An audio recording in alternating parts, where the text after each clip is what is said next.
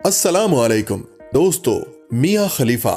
जब इस लड़की का नाम आता है तो सारी दुनिया के जहन में एक ही चीज आती है, फहश फिल्में। लेकिन हालिया इंटरव्यू हॉट टॉक के दौरान उन्होंने इस फहश इंडस्ट्री को बेनकाब किया है। वीडियो के आगाज में मेरी नए आने वाले साथियों से गुजारिश है कि अगर आपने अभी तक हमारा चैनल सब्सक्राइब नहीं किया तो सबसे पहले हमारे चैनल को सब्सक्राइब कर दीजिए और साथ मौजूद घंटी की अलामत को दबा दीजिए ताकि हमारी हर नई आने वाली वीडियो आप तक बर वक्त पहुँच जाए। क्योंकि वो वाहिद अकेला शख्स ही था, वही कर सकता था जिसने डॉट वर्ल्ड के नेटवर्क को बुरी तरह बेनकाब किया और आज उसको पहले जेल में कत्ल करने की साजिश हुई, फिर इस वक्त जो उनकी हालत है, उनके साथ जो हो रहा है, उनको मुल्क छोड़ना पड़ा, उनको इलाज करवाना पड़ा और यहाँ तक मामला था कि उनकी जिंदगी अब पहले जैसी नहीं रही। इसलिए आज आपको पता चलेगा कि मियां खलीफा ने जो काम कई साल बाद किया, इससे कई गुना आगे बढ़कर डॉक्टर शाहिद मसूद कर चुके हैं। हाल ही में हॉट टॉक के अंदर उनका एक जबरदस्त इंटरव्यू हुआ और इंटरव्यू लेने वाले स्टीफन ने जिस तरह खूबसूरत अंदाज में एक भयानक सच सामने लेकर आए, वो बड़ा ही जबरदस्त था।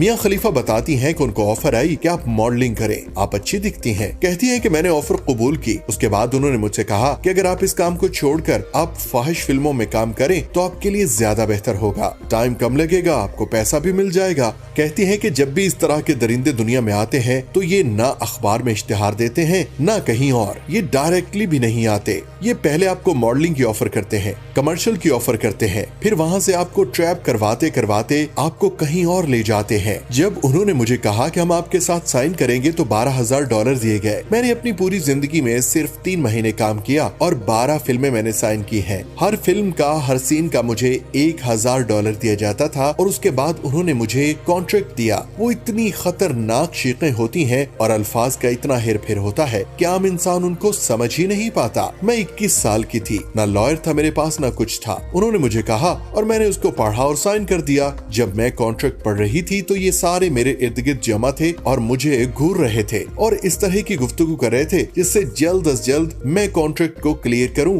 और मैंने साइन कर दिया। जब मैं इस दुनिया के अंदर आई तो मेरा सबसे पहले ये ख्याल था कि मैं लेबनान से ताल्लुक रखती हूं और वहाँ बहुत ज्यादा कंजर्वेटिव सोच पाई जाती है, माँ बाप आपको ऐसा करने नहीं देते। तो मेरा ख्याल था कि मैं ये छुप कर करती रहूंगी, दुनिया में भी ऐसा ही होता है, बहुत सारी लड़कियां ऐसे काम करती हैं। लेकिन जब मेरी वीडियोस ने सिर्फ 3 महीने काम किया, दुनिया भर में इतनी ज्यादा हिट हो गई तो कंपनीज ने अरबों डॉलर मेरी वजह से कमा लिए और मुझे सिर्फ $12,000 पर तनख्वाह दिया। मैंने इस इंडस्ट्री से तौबा कर ली। फिर मैंने विकिपीडिया से लेकर हर जगह कोशिश की कि मेरी तस्वीरें और वीडियोस डिलीट हो जाएं, लेकिन आप एक दफा इस इंडस्ट्री में कदम रख लेते हैं तो कोई साथ नहीं देता। आज मैं इतना गिल्ट महसूस करती हूँ। मेरे माँ बाप ने मुझे छोड़ दिया। मैंने इस इंडस्ट्री वालों से कहा कि आपने मुझे हिजाब पहनाकर पहली वीडियो बनाने जा रहे हैं, ये मुझे कत्ल कर देंगे। वो आगे से हंसने लगे। कहती है कि मैं इतना डर गई थी कि उसके बाद मैं उनको इनकार न कर सकी। डेफिनेटली बात है, जब आप एक दफा दाखिल हो जाए तो आप इनकार करें तो वो आपको जिंदा कैसे छोड़ते। उसके बाद उन कंपनीज वालों ने जो हाल किया,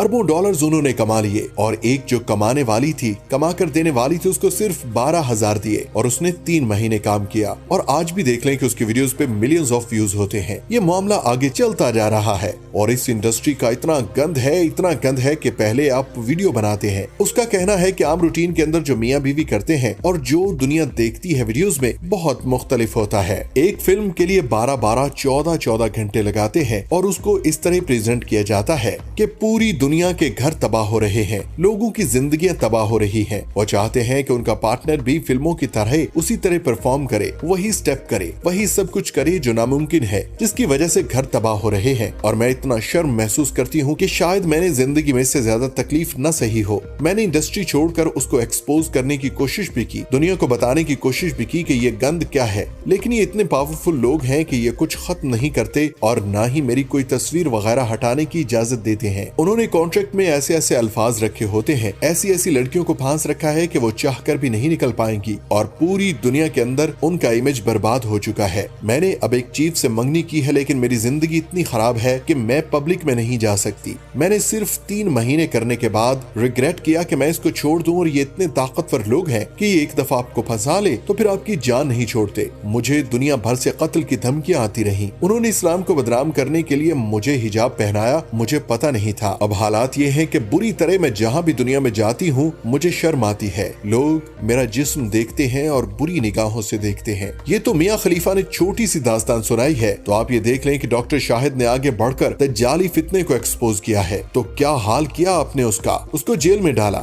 वहाँ ऐसी ऐसी चीजें दी कि उनकी सेहत डे बाय डे खराब होती जा रही है। ये इस दुनिया के अंदर होता है कि आप एक दफा बेनकाब कर दो तो आपको बुरी तरह दरबदर किया जाता है, आपको जिंदा नहीं रहने दिया जाता, आपको मिसाल बनाया जाता है कि दोबारा कोई ऐसा कुछ करे तो उसके साथ भी यही कुछ किया जाएगा। दोस्तों, आपको आज की ये वीडियो कैसी लगी कमेंट सेक्शन में जरूर बताइएगा। शुक्रिया।